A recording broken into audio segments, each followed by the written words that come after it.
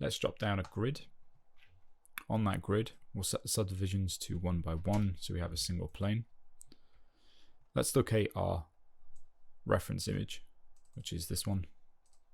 I'll right click on that file, go to properties, details, and the resolution is 1294 by 706.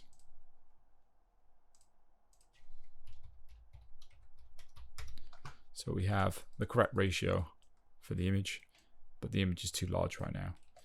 So what I'll do is click E on the keyboard. Let's rotate this by 90 degrees. Let's turn the grid back on. Scale this right down, something a little bit more sensible, just like that. We'll create a cube, and this cube will act as our height reference. So our soda bottle is 19 centimeters in height. Switch to the front view. I'll turn off the plane for now. Control H. Click Insert on the keyboard. This brings up the pivot point. And I'm just going to hold down V, left click, and drag the pivot point so it snaps to the bottom of the box. Click Insert again to go out of that mode. And I'll hold down X and just move this up so the bottom of the box is at the center of the grid. At this point, click Shift H on that image plane to bring it back. Let's click Insert. We'll do exactly the same thing. Hold V down, or X, sorry. Shift that down to the bottom of the image plane. Click Insert. Hold down X and move that image plane up so they're aligned.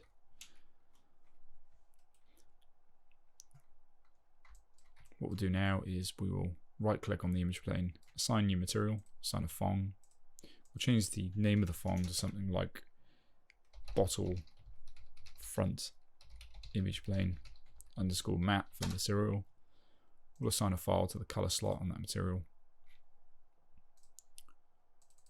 We'll assign our reference image, and on the exposure tab we'll just lift that up just to make it a little bit brighter so it stands out a little bit more.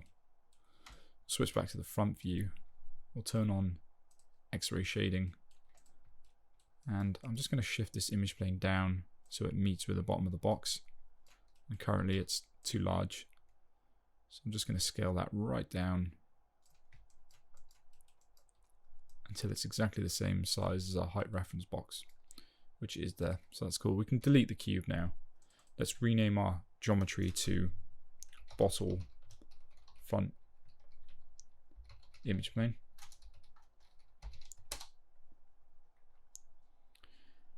I think we'll add this to a layer. So we'll say layers, create layers from selected. Let's double click on this. We'll rename it to bottle front image plane, and we'll add 1 at the end and give it a fancy color. Let's toggle this to R, so now the image plane is locked. And at this point, I'll do a file, save as, in Scenes and Maya, and I'll call this something like modeling underscore v001.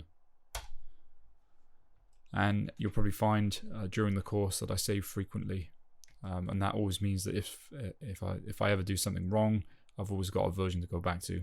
And on some projects for modeling a bottle, I might go up to something like 30 saves.